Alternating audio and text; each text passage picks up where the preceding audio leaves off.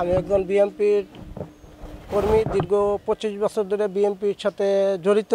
আসলে কি বলবো, এই দেশে যে চাঁদাবাজি চলতে আছে 5ই আগস্টের পরে আওয়ামী লীগের কিছু দালাল এখনো বিভিন্ন জায়গায় ছড়াইয়া ছিটে আছে। ওরা ওই যে বিএনপির কিভাবে বদনাম ছড়াইবো এটারই সে থাকে, সর্বসময়ের জন্য ওরা এই ধান্দাই থাকে কিভাবে বিএনপির বদনাম ছড়াইবো। তো সব ভাইকে বলতে আসি, দেশে আমাদের যত বিএনপির ভাইরা আছে এদেরকে ধইরা থানায় হস্তান্তর করে দেন। কথা হইলো আমরা তো এখন ক্ষমতায় নাই, মেইন তো আমাদের তারেক রহমান স্যার বলে দিচ্ছে যে এদেরকে ধরাই দিন, কিন্তু আমরা তো এখন ক্ষমতাই নাই, কিভাবে এগেরে আমরা ই করবো। প্রশাসন ওইভাবে বুরুক্ষাপ দেয় না, প্রশাসনকে ফোন দিলে 7বার ফোন দিলেও আমরা আসে না। আর এই যে সড়ক পরিবহন নিয়ে একটা চাঁদাবাজি চলতে আছে, ফালহান আর একটা হইলো ইয়া কি জানি নামটা শুনলাম, শাহ আলম, এরা কিভাবে আওয়ামী লীগের লোক কিভাবে এরা এই কমিটিতে আসে। তারপরও মিডিয়া ভাইদেরকে বলতে আসি, এরা এই যে আপনাদের যে মেইন পরিবহন অফিস ওখানে যাইয়া খবর নেন, এরা কিভাবে আসে। এভাবে দালাল বহুত আছে। আসলে কি বলবো, এই দেশে মনে করেন একটা ছাগল চুরি করলো, ওরে মাইরা বলে তুই বিএনপির লোক, তুই অমুক দলের লোক।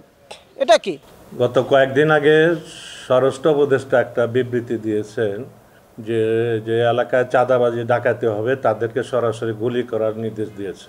তা আমার কথা হলো, শুধু চাঁদাবাজ, ছিনতাইকারী বা ডাকাত এদেরকে গুলি করার নির্দেশ দিলেন, কিন্তু যারা খুন করে, হত্যা করে, রাজহানি করে, চাঁদাবাজি করে, জনগণের সম্পদ নষ্ট করে, দখলবাজি করে, তাদের কি করা হবে? এখানে আমার প্রশ্ন হলো যে আমাদের এই যাত্রাবাড়ি এলাকাটা ঢাকার পূর্বাঞ্চলের, দক্ষিণাঞ্চলের 8টা বিভাগের মধ্যে 6টা বিভাগের মানুষ গাড়ি গুড়ি চলাচল এখানটা ব্যাপক জনবহুল এখানটা চলাফেরা করে।